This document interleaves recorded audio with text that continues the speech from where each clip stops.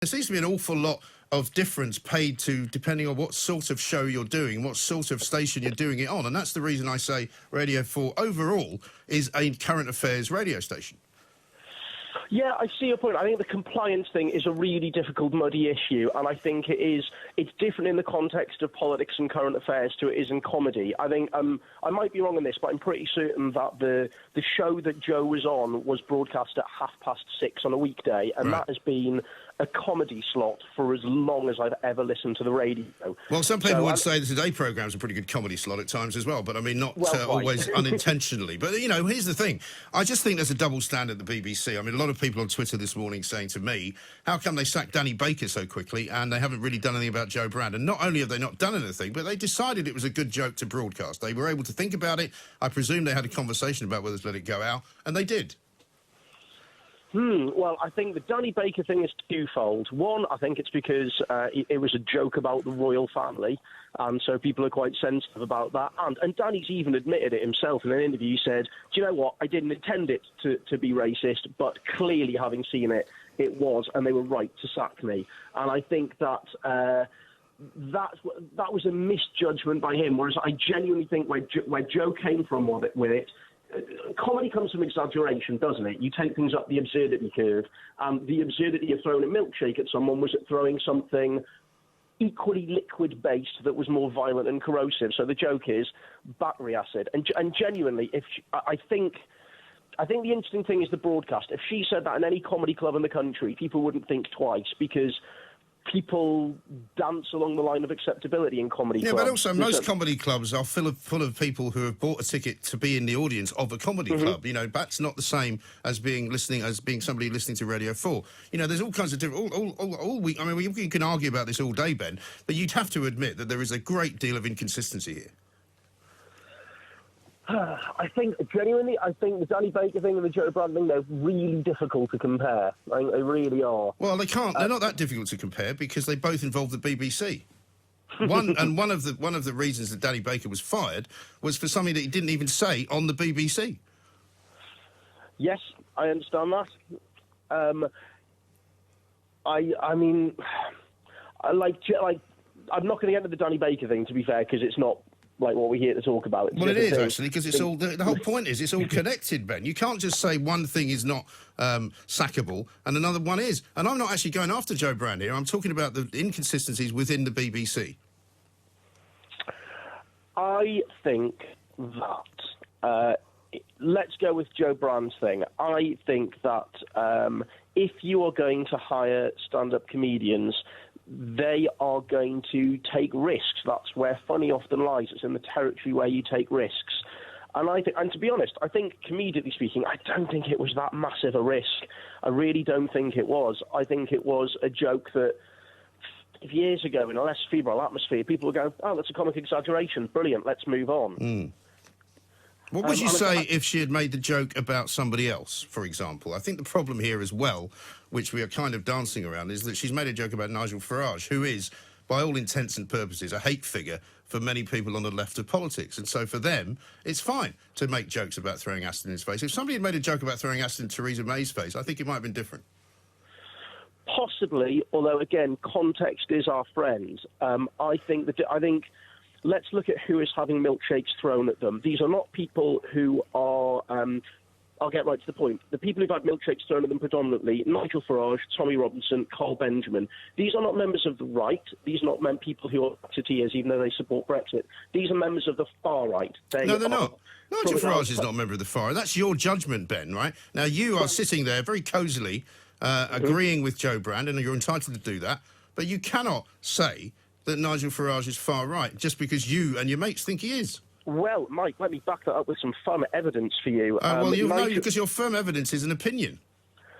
Mate, I assure you it's absolutely not. So really? Let me give you let me explain it to you. I might be a little bit sensitive to this because my family are Jewish and had to run away from the far right in 1938. Yeah, are you a Labour supporter? No, I'm not a Labour supporter. Okay. I voted for both for Lib Dems, Labour, and Green in my time. At the moment, I mostly vote Green because I think the environment and climate change are quite important. Oh, do you? Okay. Do you make jokes about them? Yeah, I do. I make jokes about everything. If the joke is funny and rhetorically good enough, you can make jokes about anything. If you came to see my set in any comedy club in the country, as well as jokes about me and my wife and my baby and my football team, I have jokes about Catholic paedophiles. I have jokes about the Holocaust. I have jokes about religion. I have jokes about politics. And because I like to think... Do you have jokes about Muslim paedophiles? I've got jokes about Muslims, but I don't have jokes about Muslim paedophiles because I haven't thought of one yet. Because I've not written one yet. Okay.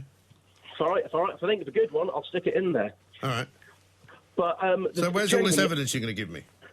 Well, let me tell you it. So, first of all, when Nigel Farage campaigned about the country being full, the imagery that he used was imagery that was lifted directly from Nazi propaganda. Nigel Farage has also... Sorry, which Nazi propaganda did he lift it from? So there's a pretty famous poster that is easily found by one Google search that the Nazis had saying, essentially, this country is full, and using a very famous picture of... Are you sure the Nazis had a poster campaign in the 1930s? Yes, mate, I am. I hate to break it to you. I studied modern history at university, so I do know my stuff on this. Okay, so can you show me where they put these posters up? Did they put them up at the railway station or somewhere? Mm-hmm. They did? Yeah, they did. Okay. Second thing, Nigel Farage has consistently tried to make pacts in the European Parliament with people like Viktor Orban, who is leader of Hungary. Who's the democratically elected leader of Hungary, yes.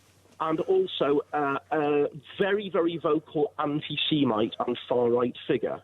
And I think, frankly, if you should judge people by the associations that they make. Yeah, but that doesn't make him far right. Do you see what I'm saying, Ben? You're making an assumption, which you're entitled to make. You're entitled to have a political view on the world, but you're not entitled to put that view out there as if it's a fact, because it isn't. Do you see what I'm saying? I mean, basically, we're arguing about how you form opinions on anything here. And, we're arguing about facts, Ben, and what you've presented me with are opinions formed around things that you think prove something, which other people would not think proved something. So that is not a fact. I mean, we're getting into a really deep epistemological debate here, my friend. But well, I that's think what the show is. You know, yeah, you don't get to come on here and make sort of pap statements that may or may not be true and claim them to be facts, because they're not. That's as simple as I can put it. OK, I mean, one other thing that I'd say with Nigel Farage, and this is a beautiful thing about context, as we know, Joe Brand made these comments as comedian on a comedy show at a comedy time slot, and I think even people who were like, oh, that's a little bit on the line, they at least knew that she was aiming for a joke, whereas Farage is on record as saying, if I don't get, if Brexit doesn't go through, then I'll be off to pick up a rifle, as people should do. That's not what he said, actually.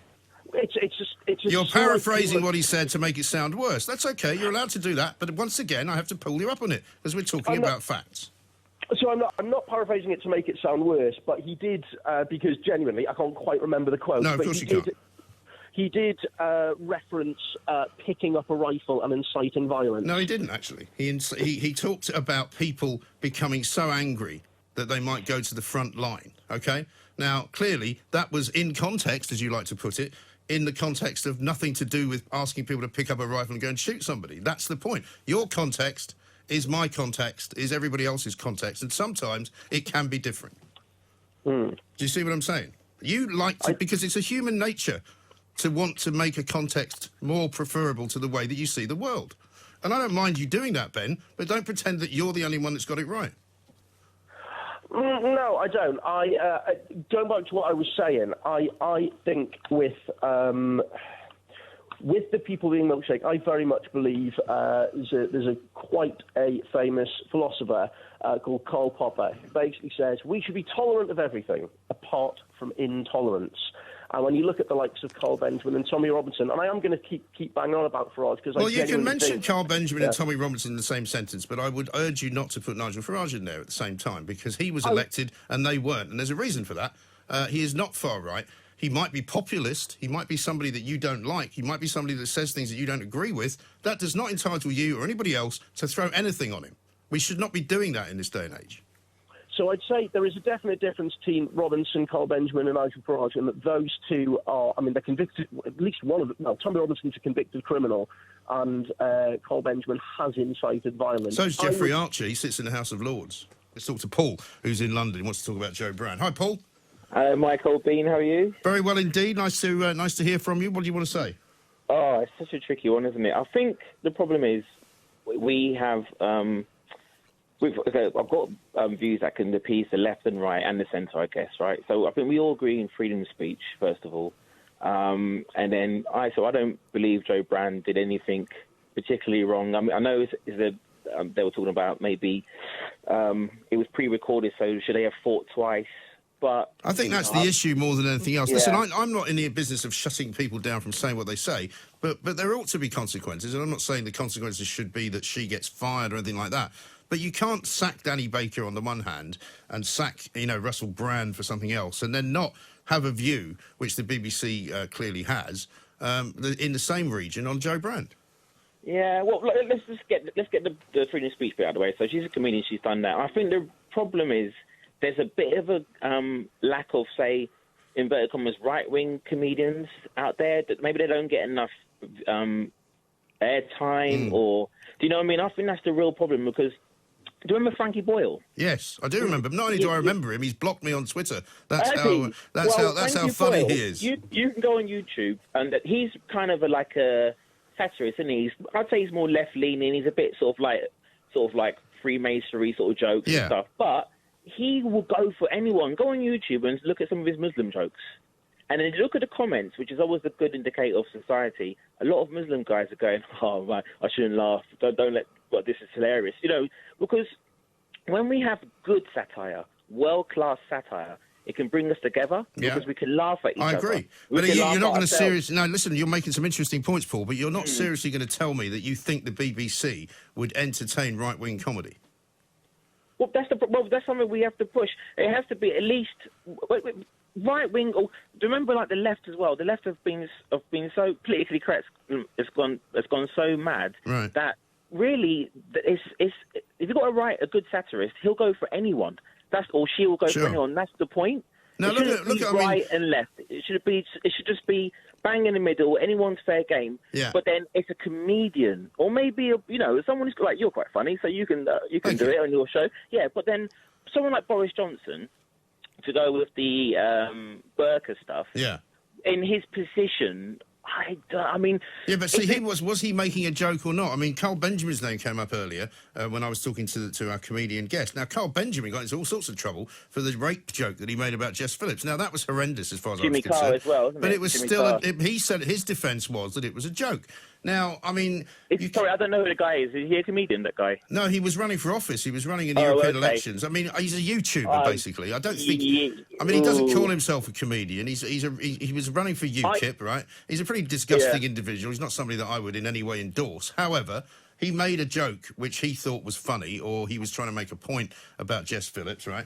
And it was in bad taste, and it was pretty poor. But I would defend his right to say it. Yeah, he's a YouTuber, so I will defend that right. When he gets to Parliament, it's up to people to vote him down, blah, blah, blah. Do you know he didn't get more than, I think, 1.5% of the vote. That might be right. Do you know what I mean? But then, again, it's that you fall on your sword. You fall on your comedic sword, don't you? Go for it. You either people laugh or don't. But one last thing on Boris, right? And the difference between Brand and this guy... Boris is going to be... I've always thought for the last 2-3 years, my dad's into politics, Boris is going to be our Prime Minister. There's a lot of Muslim girls in the north. I know we've got some problems with, like, segregation and blah, blah, blah, but there is a lot of Muslim girls that if they wrote down their favourite likes, you wouldn't know the difference between them and maybe a black girl or white girl from Britain. They like One Direction, they like Salt and Vinegar Crisp, they like Coronation Street. Do you know what I mean? They don't like Boris Johnson, though, do they? But they don't like Boris, but he's going to be their metaphorical father soon. And to have someone say that about maybe their mum or their auntie, it's a lot of... What do you mean by that? Well, when you have a Prime Minister... No, you see, this is a bit that I don't get. People are talking about the Prime Minister as if he's some kind of spiritual leader. These are people who are, in many respects, washed-up individuals, completely and utterly sort of corrupted by their own ambition. These are not people to look up to, right? These are people to... It's like putting somebody in charge of your football team. You don't have to make them, like your god.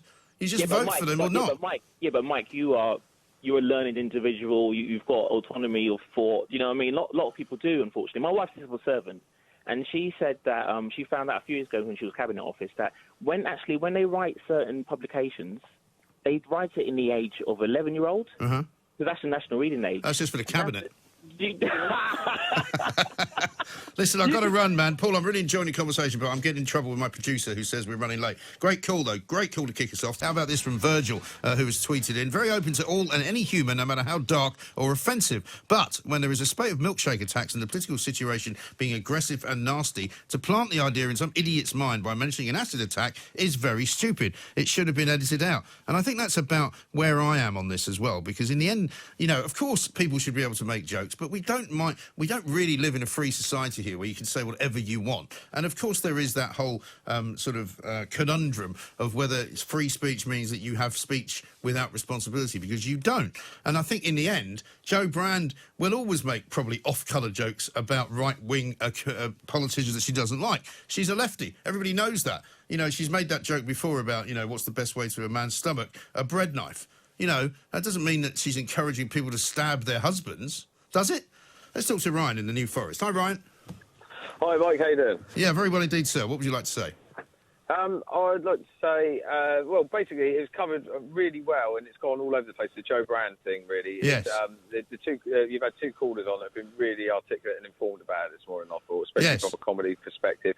I've, to keep myself amused, written my own comedy for about 2 years. I haven't done anything about it yet, but I'm getting closer and closer. But I have put a lot of thought, because basically what I've come to realise is I have an extremely disgustingly twisted sense of humour. So would you say that it is offensive, some of your comedy? Oh, indeed. Amazing. Earlier you said you've got a Muslim paedophile joke. Oh, I've written the greatest paedophile joke ever. Yeah, well, I don't want to hear it on Talk Radio, No, thanks. No, you told me off for one before. Well, no, because you know why, though? The reason for that, Ryan, is because we are held to a higher standard. The BBC gets away with a lot more than we do. We are judged and ruled upon by Ofcom, an organisation which is supposed to make sure that we are fair, that we are, you know, in good taste, all of those things. That may not necessarily mirror my view of the world, but when I'm working for an organisation who are guided by guidelines, I have to follow those.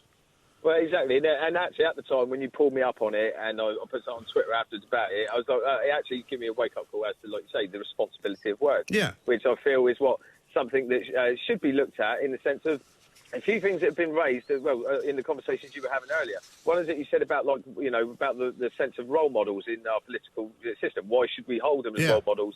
Therefore, you know, so therefore, if we've got a sort of framework in place where the people that are actually literally in charge of our lives should not be held to the point of being role models, then I think that I reserve the right, if I'm under that system and having to live by it, to completely take the mickey out of it in whatever way I feel possible. But I completely understand. I think the context of this is now twisted. That's what I come on to say. But really, I think the bigger picture is what you've been raising since is that the BBC, they should be held accountable for their editing in that sort of sense, because, like you say, they're putting forward a comedian, but because they put forward the comedian, they therefore supersede her right to the opinion. They've taken that right away and they've given it. Therefore, it's their opinion now.